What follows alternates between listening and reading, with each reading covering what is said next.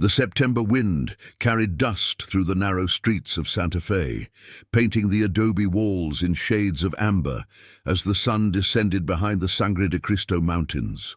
Sister Maria Luz had lived in this city for 7 years, serving at the mission of Our Lady of Guadalupe, and she had learned to read the desert the way others read scripture.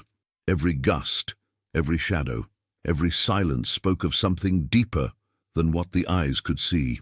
She was returning from the mercado, her arms laden with vegetables and bread for the evening meal, when she saw him collapsed against the mission gate. His clothes were road-worn, covered in the fine red dust that marked travelers who'd crossed the high desert on foot.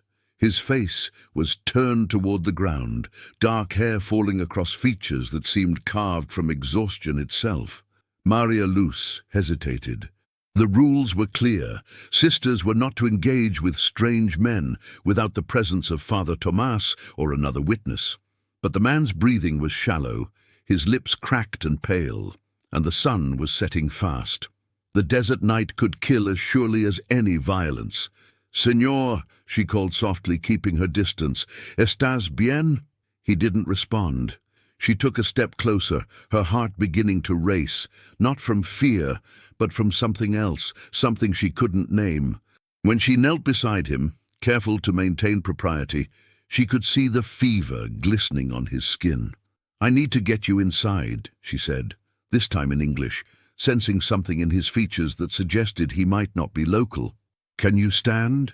His eyes opened, hazel, like creek water running over stones, and for a moment he simply looked at her. There was something in that gaze that made her breath catch, not danger or aggression, but a kind of profound weariness that seemed to reach beyond the physical.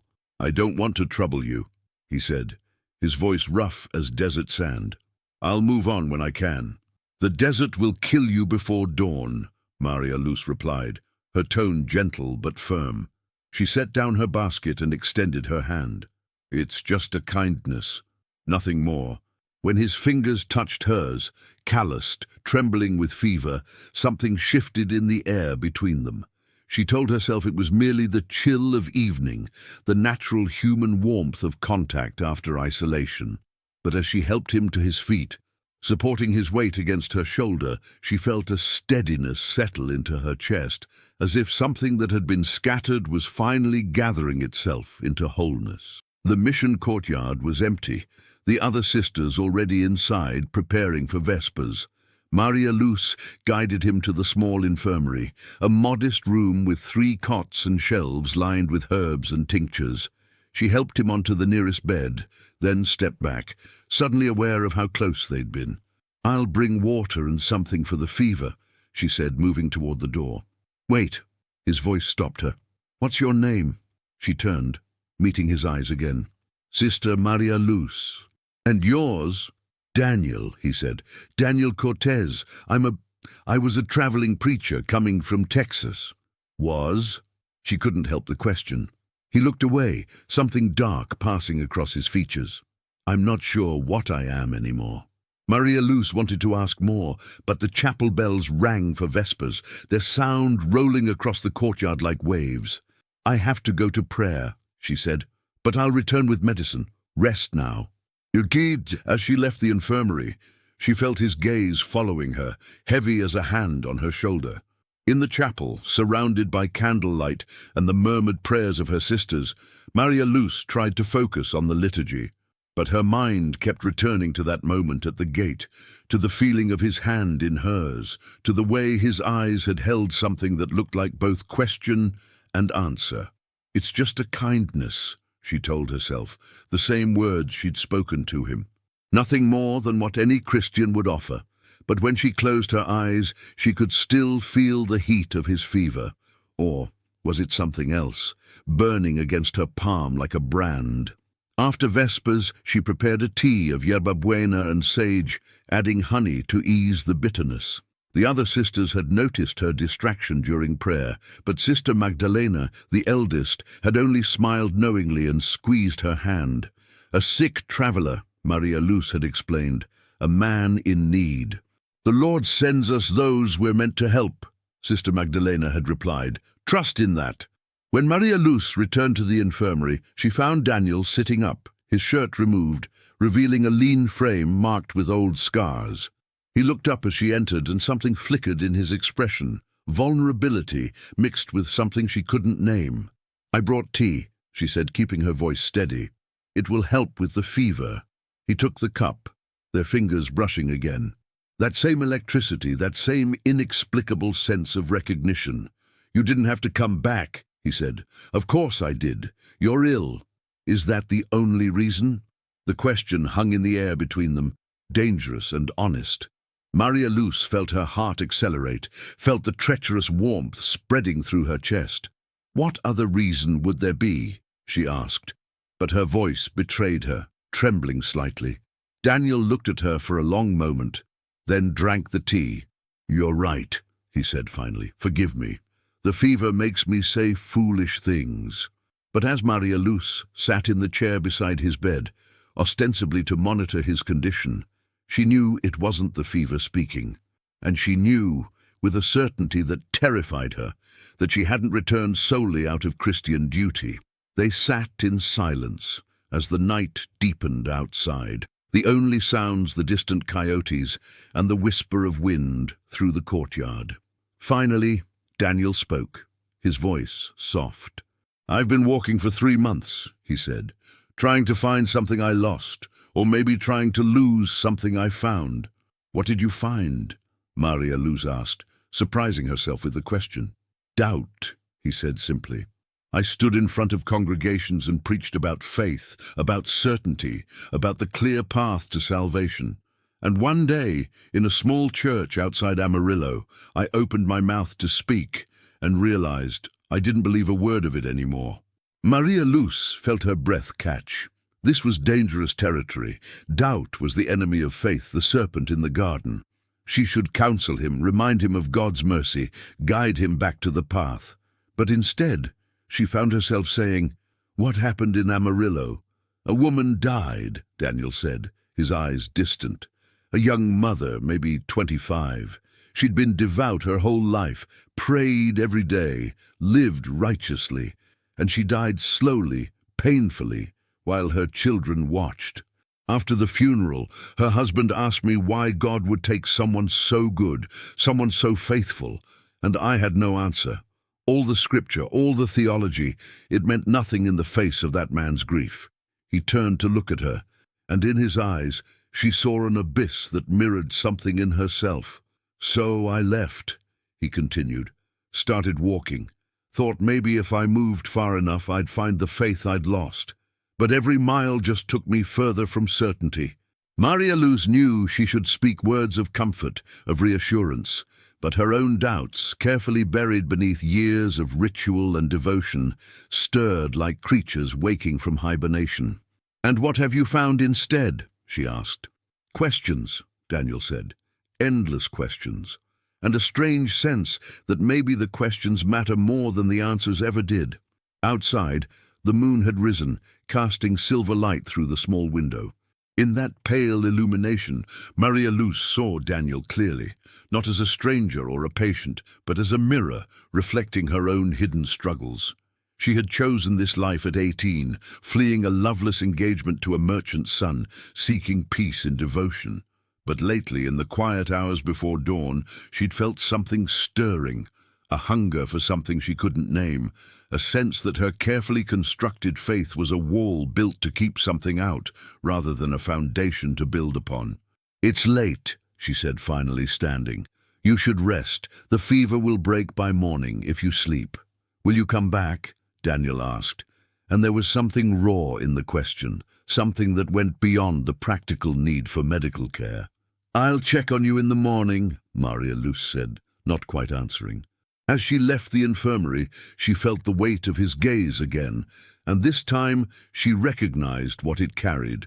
The same longing she felt, the same forbidden hope that there might be something more than the safe, circumscribed life she'd chosen. In her small cell, Maria Luz knelt before the wooden cross on her wall and tried to pray, but the words felt hollow, mechanical. Instead, she found herself thinking about Daniel's hand in hers, about the way his voice had trembled when he spoke of his lost faith, about the dangerous recognition she'd felt when their eyes met. "It's just a kindness," she whispered into the darkness. "Just compassion, nothing more." But even as she formed the words, she knew they were a lie. Something had begun at the mission gate that afternoon, something that transcended mercy or duty. And as she finally drifted into an uneasy sleep, Maria Luz dreamed of walking through the desert at dawn, a hand clasped in hers, both of them moving toward a horizon that promised either salvation or damnation. And for the first time in her life, she couldn't tell which she hoped for more. Dawn broke over Santa Fe with the kind of clarity that made the world seem newly created, the air so clean it hurt to breathe. Maria Luz woke before the bells, as she always did, but this morning she felt different, restless, alive in a way that both thrilled and frightened her. She dressed quickly in the pre-dawn darkness, pulling on her habit with hands that trembled slightly. She told herself she was going to the infirmary early because Daniel might need medicine. But as she crossed the courtyard, still deep in shadow, she knew it was more than that. She wanted to see him again, to confirm or deny the strange connection she'd felt the night before. The infirmary door creaked as she opened it. Inside, Daniel was awake, sitting on the edge of the cot with his shirt back on. The fever had broken. She could see it in the clarity of his eyes, the steadier set of his shoulders. When he saw her, something flickered across his face, a mixture of relief and apprehension. "You came early," he said. "I wanted to check on you before morning prayers," Maria Luz replied, maintaining a professional distance. "How do you feel?" "Better, stronger," he paused. "Thanks to you." She busied herself checking the tea supplies, avoiding his gaze. "It was nothing, just herbs and rest." "It was more than that," Daniel said quietly. "You know it was." The words hung between them, dangerous as a spark near gunpowder. Maria Luz felt her pulse quicken, felt the careful walls she'd built around herself beginning to crack. "I don't know what you mean," she said, but her voice lacked conviction. Daniel stood, moving closer, but maintaining a respectful distance. "Last night," he said, "when you helped me through that gate, something happened. I felt it, and I think you did too." Maria Luz finally turned to face him, and in the dim light of dawn, she saw in his eyes the same confusion she felt, the same fear mixed with impossible hope. "You were feverish," she said. "Sometimes fever makes us imagine things."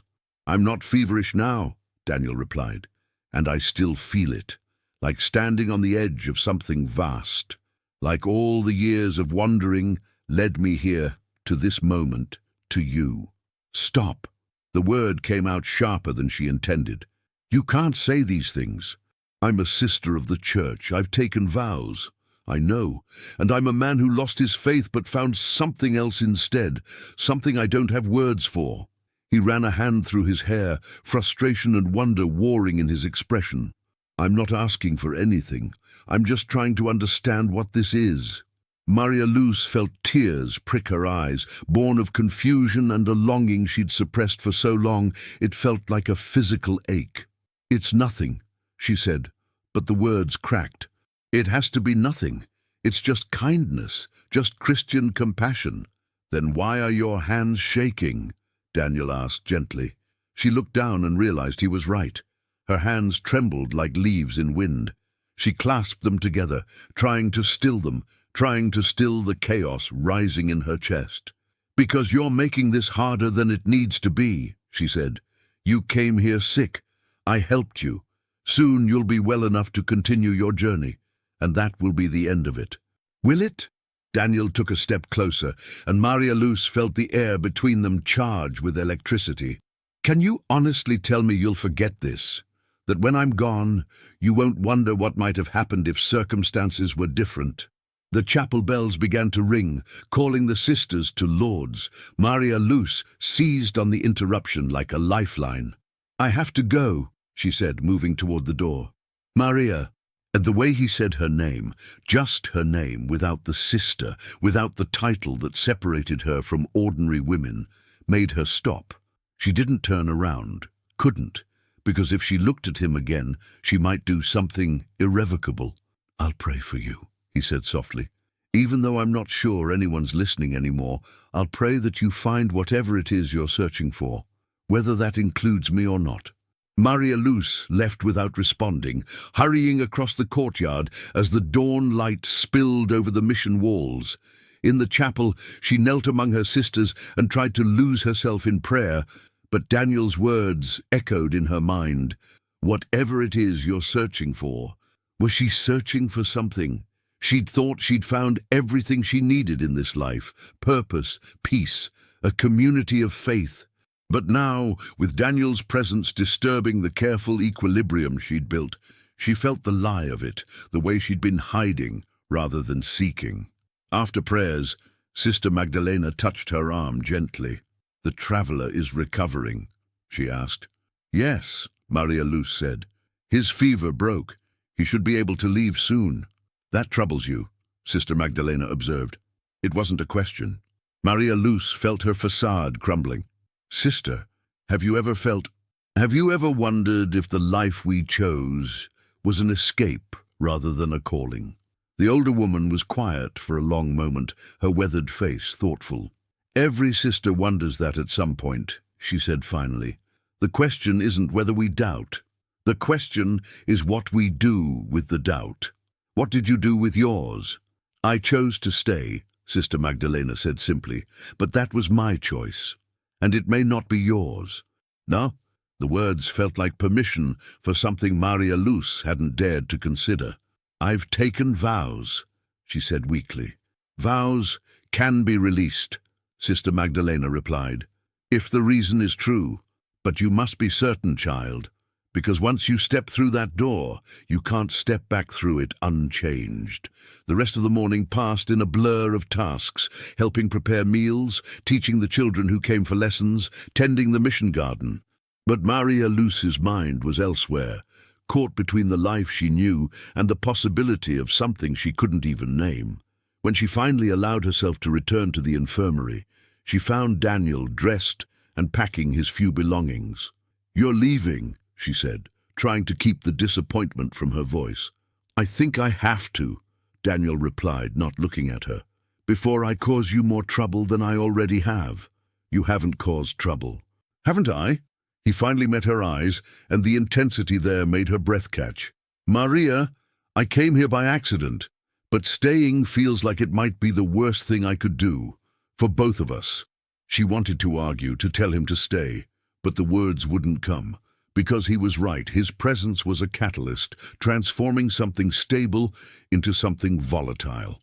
"Where will you go?" she asked instead. "I don't know. Further west, maybe, or south into Mexico. Somewhere I can keep walking until I figure out who I am without the collar, without the certainty." "Will you find it?" Maria Luz asked. "Whatever you're looking for." Daniel smiled sadly. "I thought I might have, but maybe some things aren't meant to be found." He moved toward the door, and panic flared in Maria Luz's chest. "Wait," she said, "before you go. Tell me something. What did you feel yesterday, when I helped you through the gate?" Daniel turned back, his expression raw with honesty. "I felt like I'd been walking in darkness my whole life, and suddenly someone lit a candle.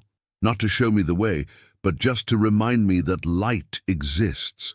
That warmth exists, that connection is possible, even for someone who's lost everything else." Tears spilled down Maria Luz's cheeks before she could stop them. "I felt eternity," she whispered. Like everything that came before that moment was preparation, and everything after would be echo.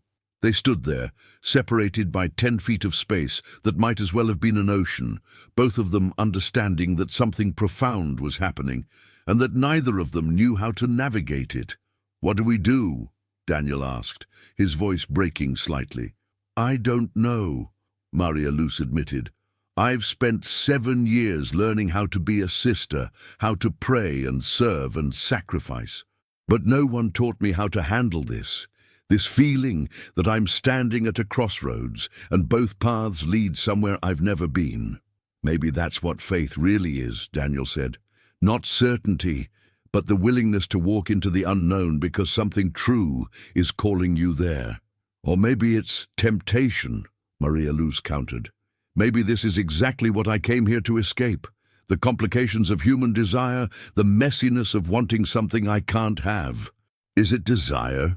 Daniel asked, taking a step closer. Or is it recognition? Like two people who've been speaking different languages their whole lives, suddenly finding someone who understands their native tongue. The question pierced through all of Maria Luz's defenses because it named exactly what she'd been feeling. Not mere attraction, though that was there too, but a deeper sense of being understood, of finding in Daniel a reflection of her own hidden doubts and questions. I need time, she said finally, to think, to pray, to understand what this is before I make any decisions. How much time? Daniel asked. I don't know. Days, maybe. Can you stay in Santa Fe? There's a boarding house near the plaza. I'll stay, Daniel interrupted. As long as you need. I'll find work, keep myself occupied. But Maria, I need you to know something. He paused, choosing his words carefully. I didn't come here looking for this. I didn't come here looking for you. But now that I've found you, or you found me, I can't just walk away without knowing if this is real or if it's just two lost people finding comfort in shared confusion. Maria Luz nodded, unable to speak past the lump in her throat. The boarding house is run by Senora Vargas, she managed finally. Tell her sister Maria Luz sent you. She'll give you a fair rate. Thank you, Daniel said. Then, with a courage that made her heart ache, he added, for everything, for the kindness, for the honesty, for not pretending this is simple when it's the most complicated thing either of us has probably ever faced.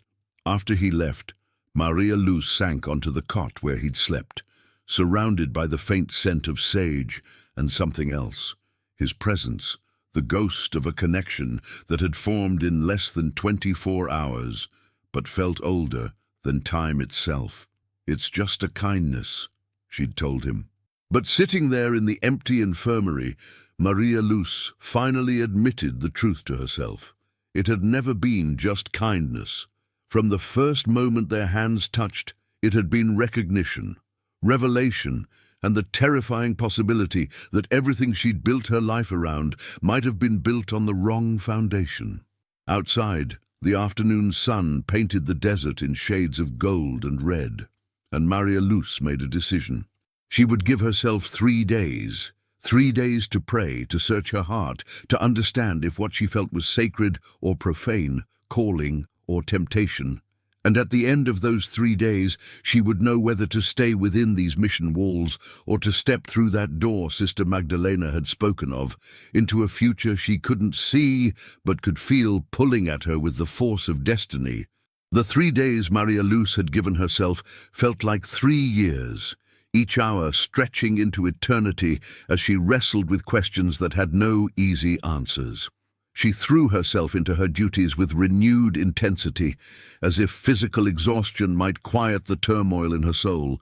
But every task, every prayer, every meal prepared, every lesson taught was colored by the awareness that Daniel was somewhere in Santa Fe, waiting. On the second evening, Sister Magdalena found her in the garden, where Maria Luz was supposed to be harvesting herbs, but had instead been staring at the mountains as the sunset painted them purple and gold.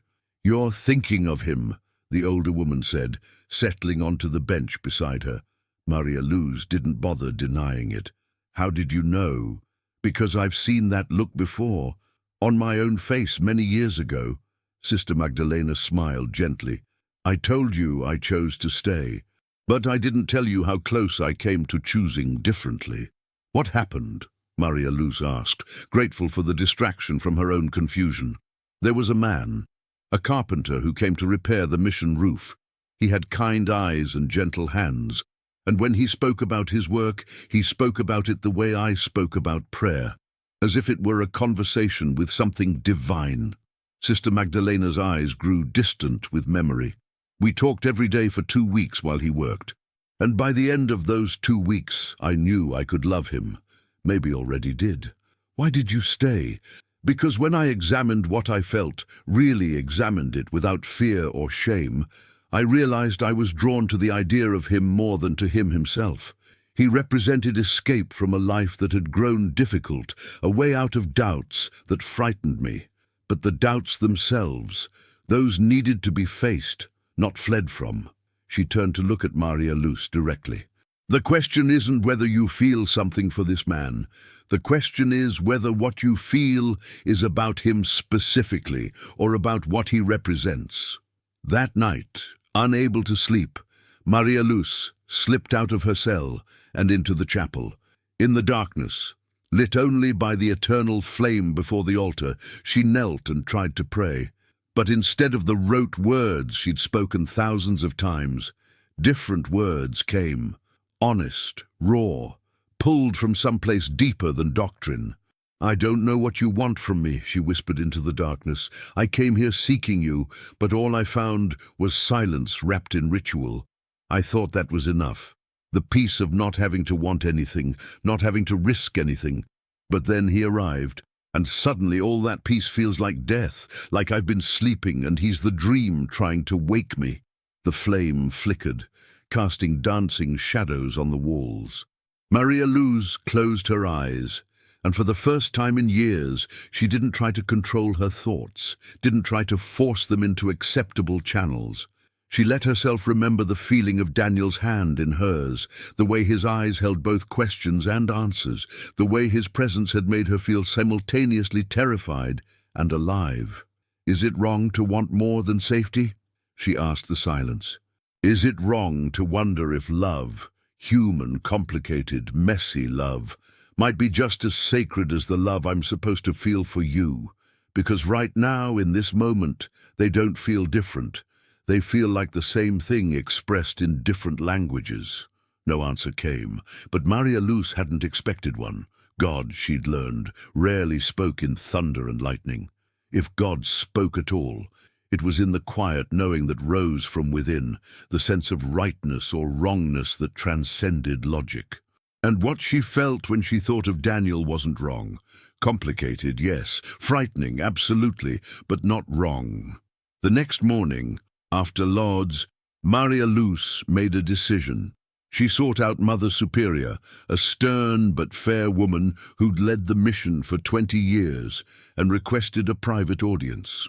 In the small office that smelled of leather and old paper, Maria Luz sat across from the woman who represented everything she'd thought she wanted to become.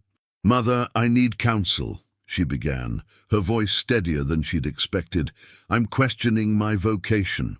Mother Superior's expression didn't change. "The traveler," she said simply. "You know, I know that you've been different since he arrived, and I know that doubt is part of every sister's journey. The question is whether your doubt is about your vows or about something deeper." "I think," Maria Luz said carefully, "it's both. He made me realize that I came here running from something rather than running toward something. And now I'm not sure if staying would be faith or just fear." "What would leaving be?" Mother Superior asked. The question caught Maria Luz off guard. "I don't know, I barely know him. It might be nothing, a moment of connection that fades once reality intrudes." "Then why risk everything for it?" "Because," Maria Luz said, surprised by the certainty in her voice, "for the first time since I took my vows, I feel like I'm asking real questions instead of accepting given answers.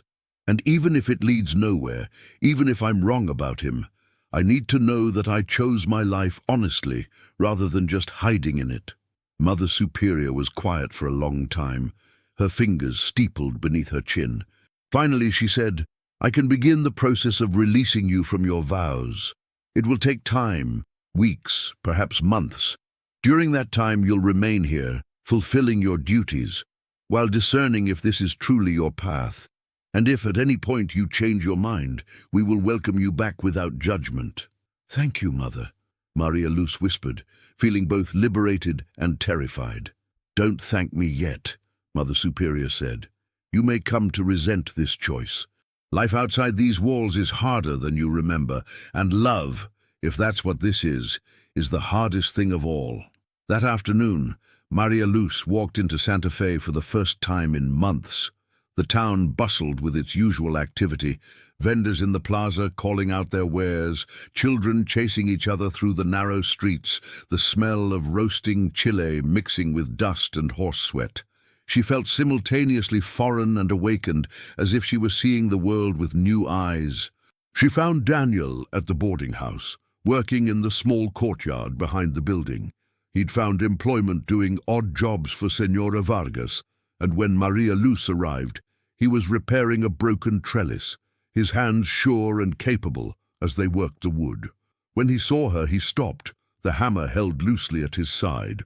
"Maria," he said, and the way he spoke her name, just her name, as he had before, made her realize she'd already started thinking of herself as something other than sister. "Can we talk?" she asked. "Somewhere private?" He nodded, setting down his tools. They walked in silence to the plaza, then beyond it, following the acequia that carried water from the mountains. Finally, on a small rise overlooking the valley, with the Sangre de Cristos burning red in the late afternoon light, they stopped. "I've started the process of leaving," Maria Luz said without preamble, "of being released from my vows." Daniel turned to her sharply. "Because of me?" "Because of me," she corrected. "You were a catalyst, not a cause. You made me see something I'd been avoiding, that I entered the convent seeking peace, but found only stagnation, that I'd been calling my fear faith and my hiding devotion." "What does this mean?" Daniel asked carefully. "For us, I mean, if there is an us." Maria Luz looked out at the desert stretching toward the horizon. All that empty space that had once seemed hostile, but now felt like possibility. "I don't know," she admitted. "I barely know you. We've spent maybe hours together total. This could be nothing more than two lonely people finding comfort in each other." "Or," Daniel prompted gently. "Or it could be everything," Maria Luz said, turning to face him fully. "It could be that strange, rare thing where two people recognize each other across all the noise and distance, where what looks like chance is actually fate finally catching up." Daniel took a step closer, close enough that she could see the gold flecks in his hazel eyes, close enough to feel the heat radiating from his body in the cooling evening air. "I felt eternity," he said, echoing her words from days before. "The moment you touched my hand at that gate, I felt like I'd been waiting my whole life for exactly that moment." "That's not rational," Maria Luz said, but her voice was soft, without conviction. "No," Daniel agreed. "But neither is walking across the desert hoping to find faith. Neither is standing in front of congregations and preaching certainty when you're full of doubt. Neither is any of this, Maria. Maybe the most important things are the ones that don't make sense until you're brave enough to trust them." He reached out slowly, giving her time to pull away, and cupped her face with one hand. His palm was warm against her cheek, calloused from work, but infinitely gentle. "I don't know what this is," he said. "I don't know if it's love or loneliness or something so new it doesn't have a name yet. But I know that when I'm near you, I feel less lost, like all the wandering led somewhere after all." Maria Luz felt tears slide down her face, falling onto his hand. "I'm scared," she whispered. "I'm terrified that I'm making a mistake, that I'm throwing away something certain for something that might disappear like morning mist." "Then we'll be scared together," Daniel said. "And if it's a mistake, at least it will be an honest one. At least we'll know we chose each other with our eyes open." The sun was setting now, painting the world in shades of rose and amber. In that golden light, Maria Luz made her choice. She leaned forward, closing the distance between them, and kissed him. It was gentle at first, tentative, both of them testing the reality of what they'd only imagined. But then something shifted, a dam breaking, a wall crumbling, and the kiss deepened, becoming an affirmation of everything they'd felt but hadn't dared to speak.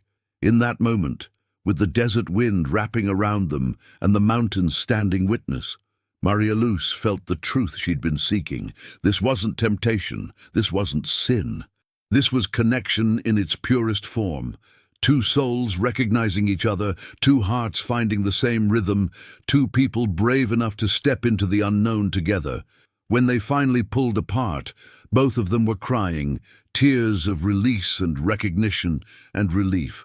"What do we do now?" Daniel asked, his forehead resting against hers. "We wait," Maria Luz said. "The process takes time, and during that time, we get to know each other, really know each other. Not as symbols or catalysts or escape routes, but as people, with all our flaws and fears and complicated histories." "And if we discover we were wrong?" Daniel asked. "If this connection doesn't survive reality? Then we'll know we tried," Maria Luz said. "And that will be better than spending the rest of our lives wondering." They walked back to Santa Fe as the stars emerged, not touching, but close enough to feel each other's presence like a physical thing. At the mission gate, Maria Luz paused. "I should go in," she said. "I still have duties to fulfill." "I'll be here," Daniel promised. "However long it takes, I'll be here." As Maria Luz crossed the courtyard to her cell, she felt different, lighter, more solid, more herself than she'd ever been. Sister Magdalena saw her pass and smiled, a knowing look that said more than words could. That night, Maria Luz knelt before the cross in her cell one last time, not to pray for forgiveness or guidance, but to offer gratitude, because whatever happened next, she was finally, fully alive. She'd stepped through the door Sister Magdalena had spoken of, and while she didn't know where it led, she knew she was walking toward it with courage instead of away from it with fear. And somewhere in the darkness beyond the mission walls, she knew Daniel was thinking of her, perhaps looking at the same stars, feeling the same mixture of terror and hope that comes with choosing the unknown over the comfortable. "It's just a kindness," she'd said at the beginning. But now, with perspective and honesty, she could name it for what it really was. The beginning of love, fragile and fierce, asking nothing except the courage to see it through to wherever it might lead. The weeks that followed existed in a strange, liminal space. Maria Luz still wore her habit and fulfilled her duties, but everyone knew she was already half gone, her heart pulling her toward a future that hadn't quite arrived. The other sisters treated her with a mixture of sadness and understanding. Some, like Sister Magdalena, were supportive.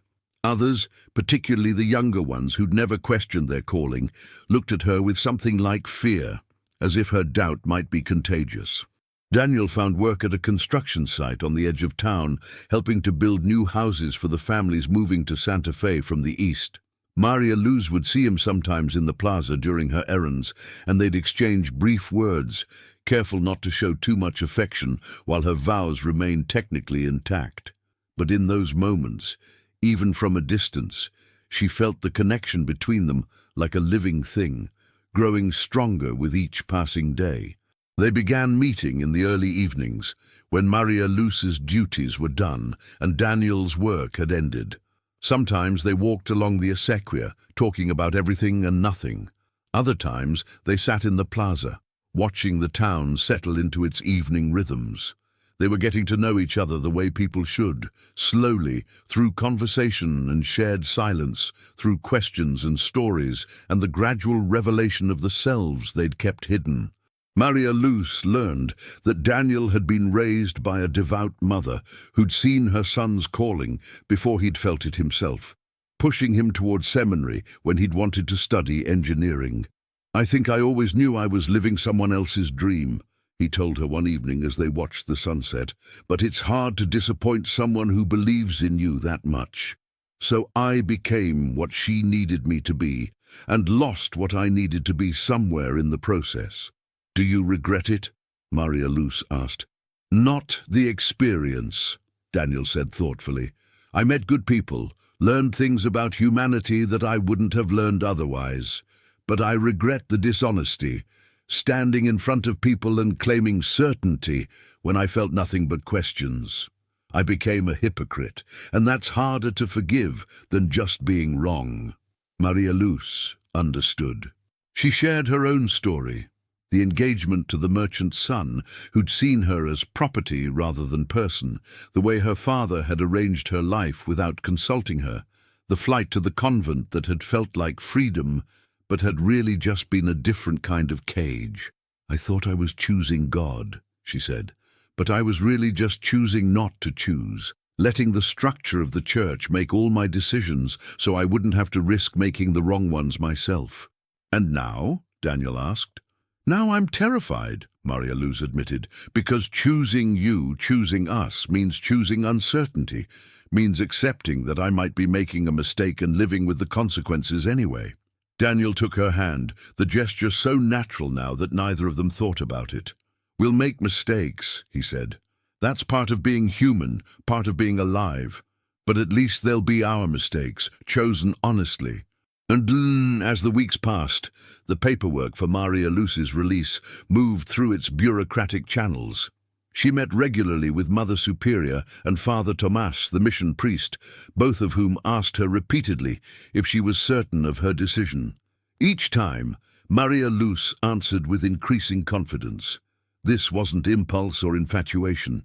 It was a conscious choice made after deep reflection. "But what will you do?" Father Tomas asked during one of their final meetings. "You have no money, no prospects outside these walls, and this man, you barely know him. What if he leaves? What if he discovers his faith again and decides to return to preaching?" "Then I'll deal with that when it happens," Maria Luz said.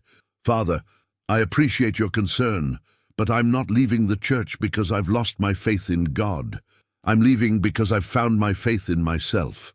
And that faith is telling me that love, human, complicated, sometimes painful love, is just as sacred as anything I've found in prayer." Father Tomas sighed. "You may be right," he said finally, "or you may be wrong. Time will tell, but I hope, for your sake, that you've chosen wisely." The day of her official release came on a crisp morning in late October, when the aspens in the mountains had turned gold and the air smelled of wood smoke and coming winter. Maria Luz, dressed in civilian clothes for the first time in 7 years, a simple blue dress that Sister Magdalena had kept stored from her arrival. When she looked in the small mirror in her cell, she barely recognized herself. "You look like who you were always meant to be," Sister Magdalena said from the doorway. She held out a small bundle wrapped in cloth. "For your journey." Inside, Maria Luz found some bread, dried meat, and a small silver cross. "I can't take this," she protested. "It's not from the church," Sister Magdalena said. "It's from me, to remind you that leaving this place doesn't mean leaving faith behind. It just means finding new ways to express it." They embraced, both of them crying. "Thank you," Maria Luz whispered, "for understanding, for not judging. I'm proud of you," Sister Magdalena replied. "It takes more courage to walk away from certainty than to cling to it. Whatever happens next, remember that." Daniel was waiting at the mission gate, the same place where their story had begun 6 weeks earlier. He wore his best clothes and held his hat in his hands, looking nervous and hopeful in equal measure. When he saw Maria Luz walking toward him, no longer Sister Maria Luz, just Maria, his face transformed with a smile that lit him from within. "Ready?" he asked. "Terrified," Maria admitted, "but ready." They walked together into Santa Fe, into the life they'd chosen. Daniel had found them a small casita to rent on the eastern edge of town, near the construction site where he worked. It wasn't much, 2 rooms and a shared courtyard with other tenants, but it was theirs. As they settled in that first day, unpacking Daniel's few belongings and the small bundle Maria had brought from the convent, the reality of what they'd done began to sink in. "What if we're terrible at this?" Maria asked that evening as they sat on the small porch, watching the stars emerge. "What if all we had was that initial connection, and now that we're actually trying to build a life together, we discover we're completely incompatible?" Daniel pulled her close, wrapping an arm around her shoulders. "Then we'll be terrible at it together," he said, "and we'll learn. Maria, I'm not going to pretend this will be easy. We're both damaged in our own ways, both carrying doubts and fears that won't just disappear because we've chosen each other. But that's what makes it real. Perfect love might exist in theory, but human love is messy and complicated and requires work. I want to do that work, Maria said softly. With you. They were married 3 weeks later, in a small civil ceremony at the courthouse. Father Thomas had refused to perform a Catholic wedding, citing Maria's recent vows, but they didn't mind. The marriage certificate felt more honest somehow, a legal commitment rather than a religious one, based on mutual choice rather than divine mandate. Their witnesses were Senora Vargas and Sister Magdalena, the older woman having received special permission to leave the mission for the afternoon. After the brief ceremony, the 4 of them shared a meal at a small restaurant in the plaza, and for the first time since they'd met, Maria allowed herself to simply be happy, without questioning it or fearing it or analyzing it to death. That night, in the small casita that was now their home, Daniel and Maria made love for the first time. It was tender and awkward and profound, 2 people learning each other's bodies the way they'd been learning each other's minds, with patience, humor, and genuine care. Afterward, lying in Daniel's arms with the moonlight spilling through the window, Maria felt a sense of rightness that transcended anything she'd experienced in 7 years of prayer. "Do you think this is what God intended?" she asked drowsily. "Not the specific details, but the general idea that we're meant to find each other, to love each other, to build something real out of the messiness of being human." "I think," Daniel said slowly, "that if God exists, God would want us to be honest, more than perfect, and this, us, feels more honest than anything I've ever done." The winter passed, and they settled into the rhythm of married life. It wasn't always easy. There were arguments about money, about whose turn it was to cook, about Daniel's tendency to withdraw when stressed, and Maria's habit of over-analyzing everything. But they learned to navigate their differences, to compromise and communicate and choose each other, even when it would have been easier to stay angry. Maria found work helping at a small school, teaching children to read and write. The pay was modest, but she loved the work, loved feeling useful without the weight of religious obligation. She began to understand that her calling had never been to be a nun. It had been to teach, to nurture, to help others find their voices. The convent had just been one way to express that calling, and now she was finding others. Daniel continued his construction work, but in the evenings he began writing essays and reflections on faith and doubt, on the journey from certainty to question. He shared them with Maria first, and then, encouraged by her response, he began sending them to small journals and magazines. Some were rejected, but a few were published, and slowly he started to build a different kind of ministry, one based on honesty rather than answers. On a spring evening nearly a year after they'd met, they walked up to the same rise where they'd first kissed. The desert was blooming, rare and brief, the ground covered in wildflowers that would last only weeks before the summer heat arrived.